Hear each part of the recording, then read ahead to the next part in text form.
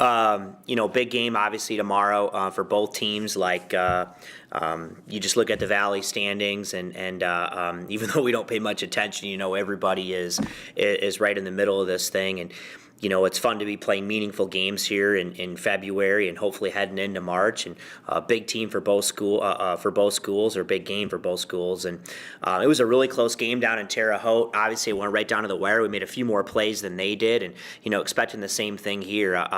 Coach Lansing does a great job. They're really well prepared. They're very difficult to guard, and we'll have to have our A game here. And hopefully, we've got a nice crowd that can help get behind us and find a way to pull it out. Mentioned close games. You guys have had a lot of those this season. What is the key for you guys to win those close ones?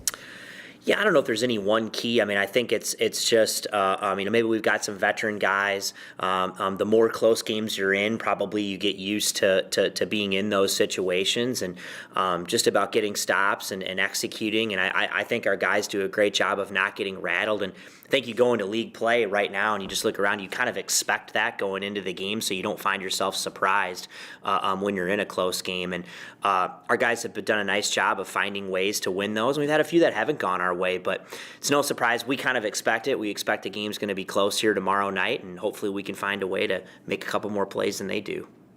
I think we've talked before about winning media timeout to media timeout. How much does that factor in?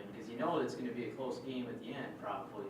So is that kind of where the focus is? Early second half, late first half, just keep it close? Yeah, I mean, you try to break the game into 10 rounds. You got 10 rounds and 10 4-minute games, and you just try to do your best to live in the moment. Possession by possession, break it down into each 4-minute game, and I think that's what you focus on. And like you talked about, you find yourself oftentimes in that one more 4-minute game, and you've got to find a way to execute and get the job done there. But we're probably no different than a lot of teams that you practice those situations, you talk about it, and because we found ourselves there a lot this year, it's something that we feel comfortable with and we're used to. And fortunately for us, we found a way to make it work.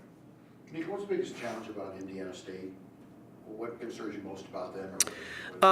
They're really good offensively. I mean, they can score in bunches. Obviously, they're a terrific three-point shooting team. I mean, I think the backcourt, of Scott and Barnes are as good as any in our league. And you hold them quiet for a while, and then bang. I mean, they can score in bunches, and they can both shoot it. They can attack you off the dribble, and they got plenty of other guys too who can score, and they can hurt you inside. And they're just a really, really difficult team to defend with the way that they play. And they're aggressive defensively.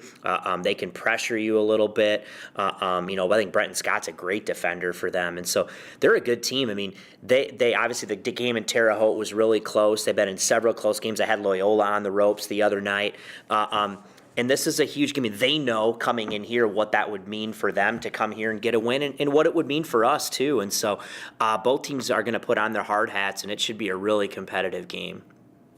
Have you noticed anything different on tape from when you first saw them? Not really. I mean, I think it's kind of funny. I think teams you are what you are as far as your personnel and your style this time of year. But I think each team is trying to get better. And to me, they look better than when we played them the first time. And probably a lot of teams maybe look that way. Just I think they continue to prepare. They're better at the stuff that they run. They're more and more comfortable playing with each other.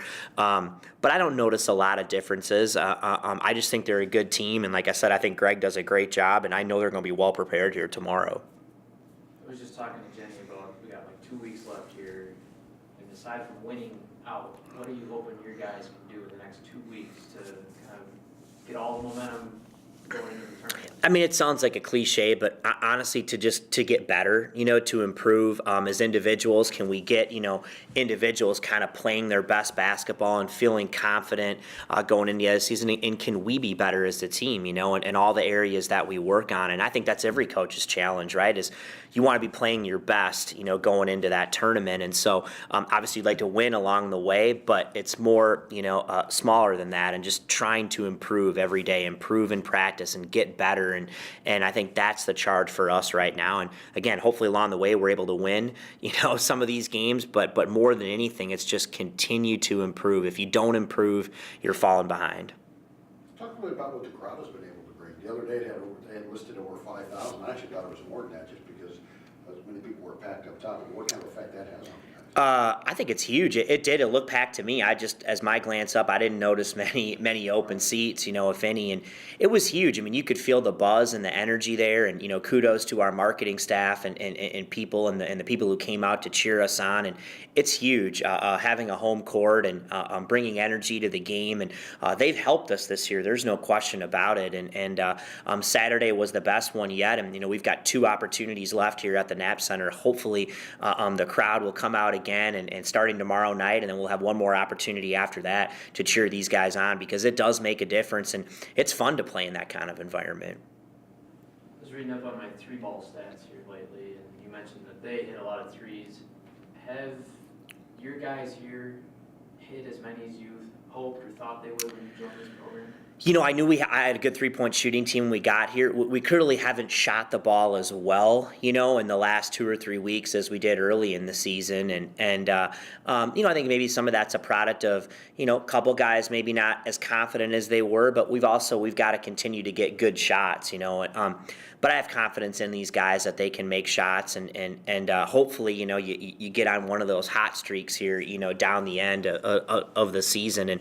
But for us, the formula has been really, really simple. I mean, whenever we meet our defensive goal, whenever we defend and take care of the ball, we've won. We have not lost a game yet in league play where we've held a team under a point of possession. And so that's where we have to start. If we do that and we take care of the ball, I think we've got a great chance to win.